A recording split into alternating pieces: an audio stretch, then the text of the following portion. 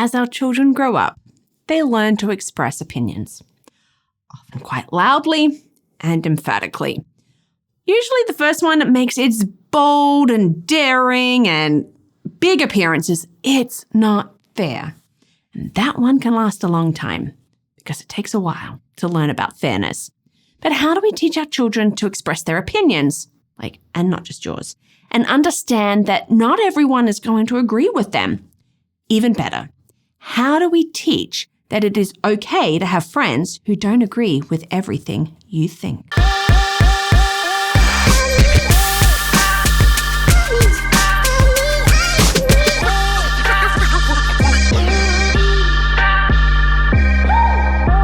Hi, and welcome to Learning Life, and thank you so much for joining me today as we are really looking at how our children can express themselves, about opinions, about all of those different things. There are a lot of opinions out there, wouldn't you agree? There's probably a lot of opinions within your family. You really only have to get together at a family gathering and know that there are a lot of opinions. I really think that we need to be teaching opinions and teaching appropriate expression of that to our children from a young age, because it's going to be so helpful.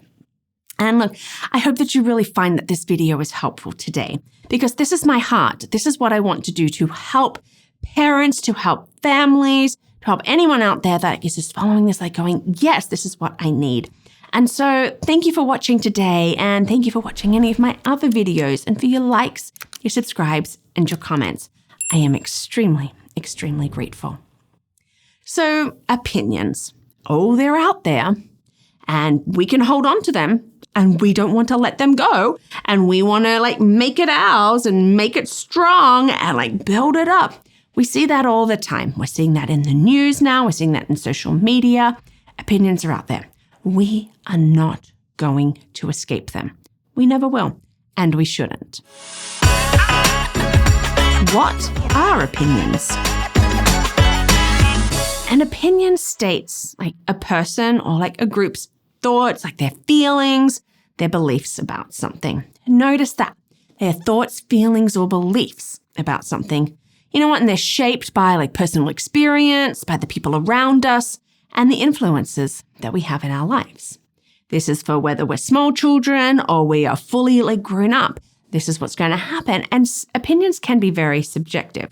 They are not necessarily and usually aren't based on facts or evidence. They could be, and maybe they should be, and maybe our opinions have come from that, but they don't always. I think that's really, really how I should put it. They're not always based on facts or evidence. Should they be? Yes. Can they be? Yes. It is easy to teach facts. I found that as a teacher. You have probably found that as a parent, because a fact you can easily find out if they are true or not. So here's some examples of facts water is wet. Grass is green. Chickens have wings and 2 legs. But an opinion can't be proven if it's true or not. So here's some examples. My husband would state, pink is a terrible color. Cats are better than dogs. Math is fun. Maybe if you're like me, chickens are evil. There are opinions. They're true or false to different people. They're not based in fact. And so we can come into this and you're all right. Yes, Michaela, I agree with you. Chickens are in fact evil. Or, yes, pink is a terrible color. We can agree, but it doesn't necessarily mean that they are based in fact. Why teach about opinions? In the day and age of social media, in this day and age, so many opinions are being presented as facts, and it can be hard to discern what is true at times. I love facts, and I love to fact check things, fact check a lot of things, because my brain is is this an opinion or if it's a fact? Facts don't require approval. We can look at it and I'm actually really encouraging my girls to do the same, because they'll come at me and they're well, it's this. I think this. And you're And I usually ask, well, where did you hear that? Maybe it's, a friend has said something and so therefore they've taken it on board. I'm oh, okay, let's go find out if that's true or not. Okay. So facts we can prove. And so we're looking at is it an opinion? Is it a fact? Because it's not just about understanding like their opinions, but it's also like how we can express them appropriately. Are we just expressing them like, I think, I feel? Because we all have opinions, but that doesn't mean that we are all always right. We simply can't be. We just all simply cannot be right. And so I've been working on my girls with this. Like, you can't always be right. And people can have their opinions. They can say what they think or they feel. And so we need to listen to others. We need to share what we think without it being all about us. We need to try to understand why the other person feels the way they do. That can all be so helpful. And we can do this with our children and start it at a young age. We are slowly getting there. It takes a little bit, we do really well and then we sort of fall back, but it really started with them learning, I feel or I think statements. Like they'll come at me with something. I'll be like, whoa, okay. Can we rephrase that? I feel, and letting them come through it, because then they can present it and it's easy for the other person to hear, oh, this is a feeling, this is a thinking, and then from later on, we then respond to, and do you think that is based in fact, or what do you have to back that up? Okay, here's a story about my girls. One of them has been going through this phase of she's not the favorite. The other one is the favorite. And she knows this. She knows this. She knows that the other one is the favorite. And it's like, okay. And so we were able to, first of all, like get her into that, like, I feel so-and-so is the favorite. I'm like, oh, okay. I think so-and-so. I'm like, okay. Like, well, what evidence do you have to back that up? And her evidence was one picture of when they were 6 months old, a family picture. And she feels that because the way three of us were leaning in and the way she was being holding up her tiny little 6-month-old body, who's just really been learning to sit up, like by herself, like in somebody's arms, that's her evidence that she is not the favorite. So we're able to talk about that is an opinion and not a fact, but we had to like get there. And I also think it's important that children learn to express their own opinions and not just ours as the parents. I don't want my girls just parroting what I'm saying or, like because I've said this, they say that. I feel this, so they feel that. That's not really our job as parents. Our job is for them to form their own opinions and to be able to express them appropriately. So when I was teaching 6th grade, great group of kids. They really were. But I really noticed how much that they were parroting their parents. And this is not like against like their parents. This is what the kids had been hearing. And they were making some very strong statements. I won't get into them because they did sort of like involve like a lot of politics and like a lot of different things. And I'm like, whoa, okay, I'd stop them and go, is that your opinion? And they'd just have to stop and they'd be like, and they didn't know. They just knew that their parents had said. So we really like worked on in the class about we presented our opinions. And it's okay to just present our opinions. We don't have to present like the parents' opinions as our own.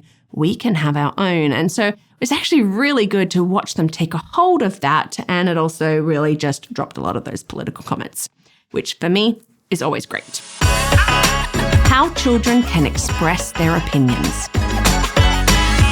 Children can and should, but they can learn to express their opinions in healthy ways. Oh, of course. They can stand their ground and just keep shouting the same thing over and over. And you've seen it, the stomping of that foot and that, but it won't get them anywhere. And ask me how I know that. We've had that a little bit too often, especially when one gets overwhelmed. We have to say, that's not an appropriate way to be expressing yourself. There are other ways. So what are some things that we can do to help them? Well, we need to create an environment where they really just do feel safe expressing their opinions without fear of judgment or fear of punishment, anything like that. I say to my girls, you are welcome to express your opinion. But if you turn it into a you statement and you get mean with it, then that's when we're going to have to start looking maybe at consequences that you don't like. Okay, but I want them to feel safe expressing their feelings, their opinions. And I'm encouraging them, and we should be encouraging our children to share their thoughts and their ideas openly. It's a great way to connect with them and to really see what they are thinking. Of course, we want to teach like that active listening, okay? you know what, we have 2 ears, let's really make the most of them. We want to actively listen to them, and they need to actively listen to us. Let's show them that their opinions are valued and respected. I know that for my girls, when they feel that they are heard, how that really helps. And let's teach respect for others' opinions, even if they differ. I know a lot of adults who really maybe need to learn this. We can have differing opinions and still be friends. We don't have to agree on the same things and still be friends. And I can respect them for having their own opinion, for feeling strong about it, even if they differ. And our children need that.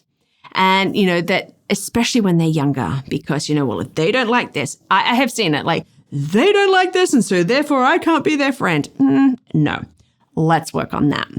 And let's help our children really develop their critical thinking skills. Love critical thinking skills by asking those open-ended questions, encouraging them to maybe look at some different perspectives before forming an opinion. Let's bring back this, it's not fair. It's not fair. Well, why don't you think it's fair? How do you think it could be fair? So if it's not fair to you, what about this other person? How do you think that it's fair for them or not fair for them? Just really getting them to think. And it really can be fun to watch them. Often just starting to ask those questions, get them to stop and go, oh, this is an interesting, I don't know. And so we can talk about them. We can hold on to those statements, but we need to think through it. So critical thinking is great. And remember that children learn by example. So we do want to model, those healthy ways of expressing opinions. So they're going to see us in our interactions, with other children, with other grown-ups. And so we do want to model how we're doing it. Are we using those I messages, I think, I feel? Or are we just turning around straight away? It's you're wrong. You don't know these things. The children are going to pick up on that. So let's model those healthy ways. And then let's help them express their opinions respectfully, even when there is disagreement or conflict. We need to work on compromise. We need to find common ground. Or, can we do the whole we agree to disagree? I know some people don't like that comment, but it's okay, we disagree on this, but you're still my friend. Okay, but how can we express our opinions respectfully when there is disagreement? This is a good thing for kids. I've seen it with my girls and their friends, in different things. And just what are we going to play? Let's just look at that. This opinion is we're going to play this and this and this and this. And when there's that disagreement, well, how can we express it instead of just standing there and saying things well, you never listen to me, or you just don't care how I feel? That's not going to be helpful. We do want to be respectful. And then we do need to acknowledge their emotions and their feelings when they're expressing their opinions. We don't have to agree with our children's viewpoint. We really don't. But we can validate their right to feel the way that they do. I don't think this is fair. Oh, okay. I get that you feel that way. All right, you feel that way. Can we please talk about this? Why don't you think it's fair? We want them to know that their feelings and their emotions in this are still valid because it's their feelings and their emotions. And then we can work through what are we going to do with this. Useful phrases for expressing opinions. So I thought I'd make this a little bit practical. Here, just give you some really good phrases that our children can learn, especially to express their opinions, okay? It's very helpful for our children to be learning these phrases, especially the I messages. And I know I've talked about, especially for our own opinion, I feel that. Extremely helpful because especially as our children may be doing it with their friends are going, oh, okay, you feel that. It's not just coming across as a fact. I think that. If you ask me, I feel I believe that. These are all great I statements. And now we can present our opinion. I believe that I am not the favorite child. Oh, okay. I can work with that. It's better than you don't love me.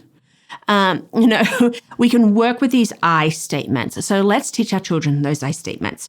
Or maybe we want them to be expressing how they can agree with somebody. It's oh, I feel the same way. I agree. You're right. It's good to acknowledge and, to build up somebody, especially if you do feel the same way. These are good statements if we're agreeing with someone. But if we don't agree with someone, so we've got this disagreement on those opinions, we can say, oh, I don't think so. And it's like how we can say it is the right way. So it's not like, I don't think so. It's like, oh, I don't think so. Or I don't see it that way. It's a good one for older kids there. We could be bold with no way.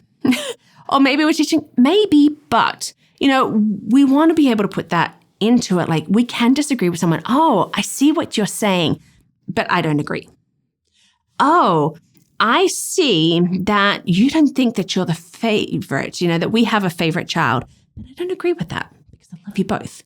We can be teaching that it's okay to not be in agreement, but how we express is important. So have a look and teach some of those phrases to your children.